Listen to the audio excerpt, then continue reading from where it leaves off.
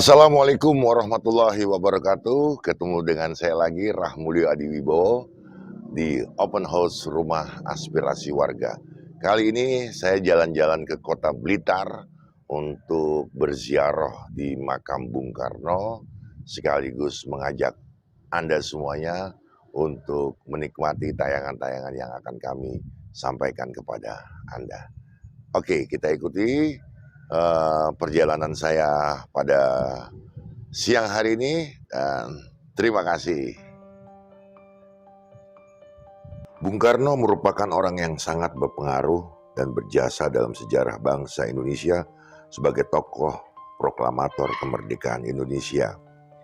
Beliau adalah salah satu dari sekian banyak tokoh yang membawa Indonesia dari era kemerdekaan. Kemudian dia menjadi presiden pertama Indonesia. Selain jasanya, pemikirannya yang nasionalis dan anti kolonial bisa kita teladani.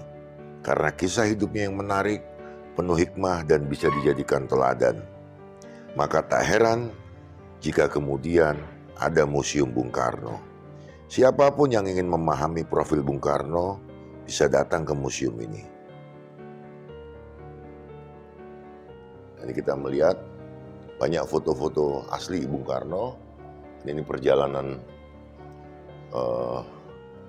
riwayat singkat Bung Karno. Beliau lahir pada tahun 1901, pada tanggal 6 Juni di Surabaya, dan kemudian beliau meninggal pada tanggal 21 Juni tahun 1970. Maka kemudian di dalam bulan Juni, setiap bulan Juni kami memperingatinya sebagai bulan Bung Karno. Ya.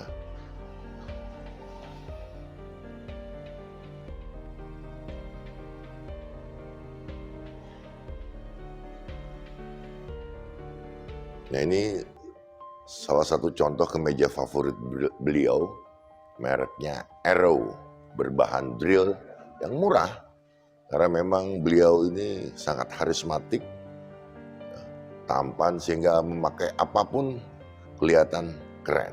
Ya. Ini peci Bung Karno, dan ini kacamata Bung Karno, dan ini bolpen Parker yang menjadi idola beliau ketika beliau harus menulis, membuat buku-buku, karena memang hobi beliau adalah menulis, menuangkan pokok-pokok pikirannya untuk masyarakat lewat sebuah tulisan-tulisan yang banyak sekali menjadi mengilhami untuk perjuangan, untuk pergerakan beliau sebelum kemerdekaan itu. Ya, ini salah satu kopor bersejarah yang selalu menemani Bung Karno ketika beliau harus keluar masuk penjara.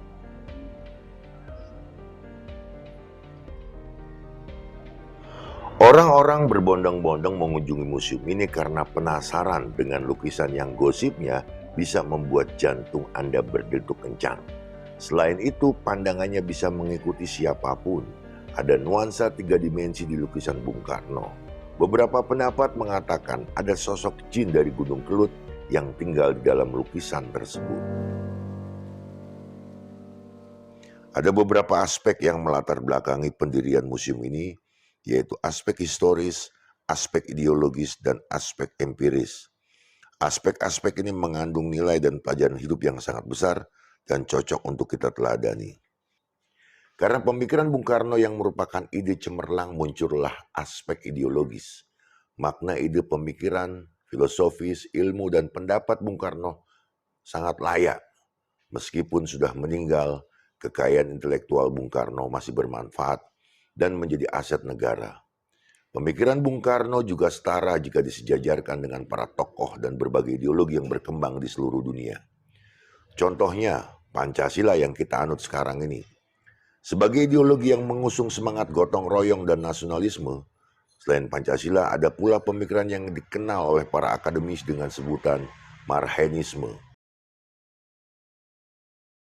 Pembangunan perpustakaan dan museum proklamator Bung Karno melengkapi makam Bung Karno. Makam Bung Karno kini menjadi objek wisata tingkat regional, nasional, bahkan internasional. 52 tahun yang lalu, Presiden pertama Republik Indonesia menghembuskan nafas terakhir pada tanggal 21 Juni tahun 1970 di usia 69 tahun. Bung Karno diketahui menderita penyakit batu ginjal, peradangan otak, jantung, dan tekanan darah tinggi sejak lama. Namun, tak selayaknya seorang proklamator bangsa, akhir hidupnya dihabiskan dengan kesendirian di Wisma Yaso karena harus mengalami pemeriksaan terkait peristiwa 30 September 1965. Di rumahnya, ia tak punya teman bicara. Anak-anaknya hanya diizinkan menjenguk dengan waktu terbatas. Bahkan di dalam bukunya Juanda Zara, Ratna Sari Dewi Soekarno, Sakura di Tengah Prahara tahun 2008, menyebutkan pembicaraan dan tingkah laku setiap orang yang menjenguk diawasi penjaga dengan ketat. Karena itu, Bung Karno banyak menghabiskan waktunya membaca majalah dan surat kabar, baik dalam maupun luar negeri. Keadaan Bung Karno di Wisma Yaso juga digambarkan oleh istrinya, Ibu Fatmawati, yang terakhir menjenguknya pada Februari tahun 1970. Sekarang ini, Bung Karno sudah sedemikian lemahnya, sehingga untuk ke kamar mandi saja perlu dibopong oleh para juru rawat, kata Fatmawati dikutip dari pemberitaan Harian Kompas 19 Juni 1970. Kendati kondisinya begitu buruk, Bung Karno tidak mendapatkan perawatan yang memadai.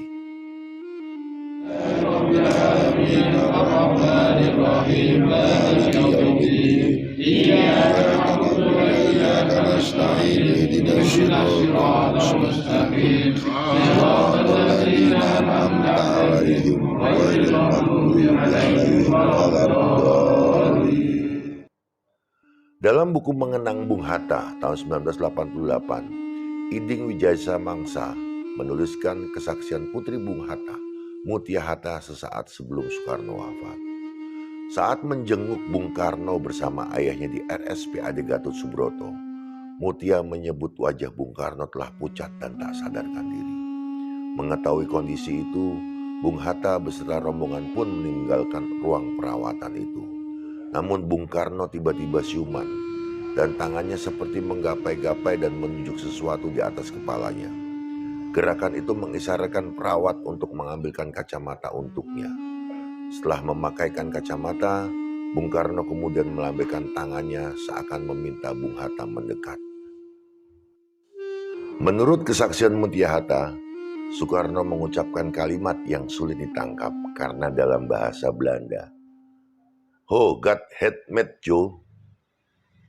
Apa kabar? Sambil menitikkan air mata. Ia memandangi kawannya, Hatta yang terus memijit lengannya. Tak ada yang bisa dilakukan Hatta kecuali berpesan kepadanya. Ya sudahlah, kuatkan hatimu, tawakal saja pada Allah. Saya doakan agar lekas sembuh, kata Bung Hatta. Tak lama setelah itu, Bung Karno pun menghembuskan nafas terakhirnya pada hari Minggu tanggal 21 Juni 1970 pukul 07.00 waktu Indonesia bagian Barat. Bung Karno kemudian dimakamkan di Blitar, tempat ibunya juga dimakamkan. Selamat jalan Bung Karno. Semoga Allah mengampuni segala dosa-dosamu dan menerima segala amal ibadahmu serta husnul khotimah. Amin, amin ya robbal alamin.